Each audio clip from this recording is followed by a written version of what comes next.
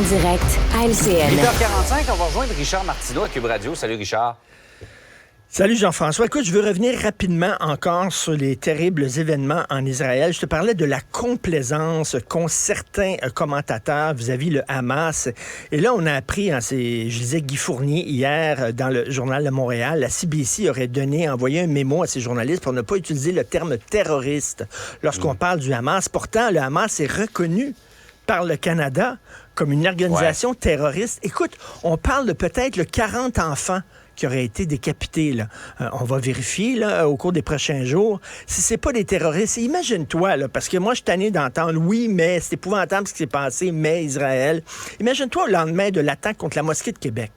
Imagine-toi si on avait dit, c'est épouvantable ce qui s'est passé à la mosquée de Québec, mais les islamistes quand même, ou c'est l'horreur ce qui s'est passé à la mosquée de Québec, mais quand même certains musulmans, les gens n'ont pas dit ça, les gens ont dit, devant l'horreur, on dit, on condamne. Exact. Littéralement, il n'y a pas de mais, il n'y a pas de cependant. justification. On devrait faire exactement la même chose, oui, tout à fait.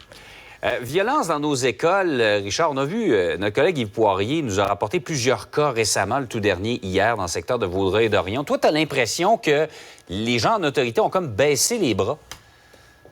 Écoute, une très belle école, une nouvelle école. Puis, tu sais, derrière, c'était pas un lab-école, mais tu sais, derrière l'idée du lab-école, c'est que si l'école va être belle, avec des arbres et des fenêtres, soudainement, la vie à l'intérieur, tu sais, les mœurs vont s'améliorer. Mon œil, absolument pas. C'est une école neuve et il y a deux gangs qui se font la guerre et qui terrorisent tout le monde.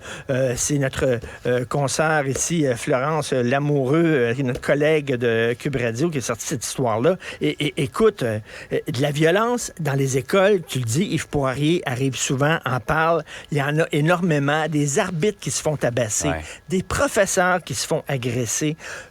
On dirait qu'on s'habitue à la violence, des gens qui se font poignarder régulièrement dans le centre-ville de Montréal, des fusillades dans des restos, aux abords de bibliothèques, aux abords d'écoles.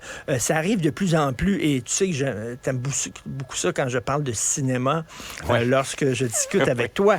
Il y a un film qui s'appelle Broadcast News, qui s'intitule Broadcast News. Et d'ailleurs, c'est sur ton métier. Hein, c'est sur les présentateurs de un des nouvelles. films, notamment, qui m'a donné le goût de faire ça dans la vie. C'est vrai. Ouais. Écoute, c'est un film excellent. Et donc, avec William Hurt. Ouais. Et là-dedans, il y a un personnage qui dit, si le diable apparaissait aujourd'hui, là, il foutra pas le bordel. Là, tout ce qu'il ferait, c'est qu'il baisserait un petit peu nos standards. Juste un petit peu. Il baisserait, puis là, on glisserait. Et j'ai l'impression que c'est ça. On s'habitue. Les graffitis, qui est une forme de violence aussi. La façon dont on traite certaines personnes âgées dans les hôpitaux, c'est une forme de violence. Dans les CHSLD, je trouve que le ton est en train de monter. La violence verbale dans les médias sociaux, mais tous les jours, maintenant, les gens se font insulter et on s'habitue. Y a-t-il encore des gens qui font preuve d'autorité? Y a-t-il encore des parents qui font preuve d'autorité? Des profs qui font preuve d'autorité? Des directions d'école? Des centres de services? Écoute, on dirait que tout le monde se renvoie la balle. Tout le monde est impuissant. On assiste à cet ensauvagement. Et en France, c'est rendu là, vraiment élevé. Là. En France, dans les écoles, la violence, la délinquance, et c'est en train de devenir comme ça ici, et on s'habitue, on baisse les bras, on est comme la grenouille, hein? On monte la température, puis on dit hey, c'est correct, il n'y a pas de problème, puis à un moment donné, on va être cuit, littéralement, et on a l'impression que c'est ça, et que ça n'a pas l'air énervé grand genre. Effectivement. Il ne faut pas rester insensible devant cette violence-là. Il faut réagir, effectivement. Richard, tu voulais revenir sur ce livre qui paraît sur celui qu'on qualifie de ripou, l'ex-policier Benoît Roberge, livre de nos collègues du bureau d'enquête, et ça t'a inspiré quelques réflexions. Ben oui, écoute, c'était un enquêteur vedette du SPVM, spécialisé dans les affaires criminelles, les organisations criminelles, qui a sauté la clôture. Et moi, je me demande, exactement, Yann Davidson avait fait exactement la même chose aussi. Hein. C'était un autre enquêteur qui avait sauté la clôture. Et encore un film. Te souviens-tu du fameux film Heat de Michael Mann avec Al Pacino et Robert De Niro? Exactement. Il y en a un qui est un bandit, l'autre est un policier. À un moment donné, il y a une scène où ils mangent ensemble au restaurant et ils se disent toi, tu aurais pu être le policier et moi, j'aurais pu être le bandit. OK. Finalement, tu sais, quand on était jeunes, puis on jouait dans la ruelle aux bandits puis à la police, des fois, on était à la police, des fois, on était le bandit. Ce qu'on aimait, c'est le jeu, la game. Puis ces gens-là, on dirait que... Imagine-toi, t'es policier, toi, OK, là? T'as un bras dans le dos parce que t'as la charte des droits, t'as toutes sortes de règlements que tu dois respecter.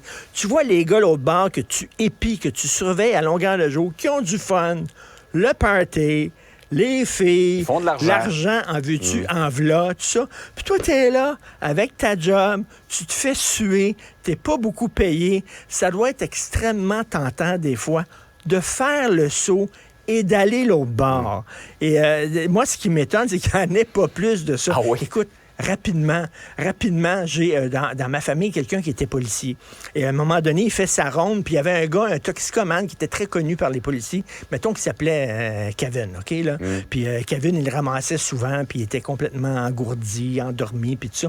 À un moment donné, mon chum policier, il voit Kevin dans une auto, les portières sont débarrées, il rouvre la portière, il était 4 heures du matin, Kevin dort, puis il y a un sac brun à côté de Kevin, rempli d'argent. Mon chum police, il dit, je te le dis que ça m'est passé par la tête. Ah ouais. Il dit, j'ai regardé les fenêtres, j'ai regardé si les rideaux étaient ouverts, les balcons, j'ai vu le sac avec de l'argent.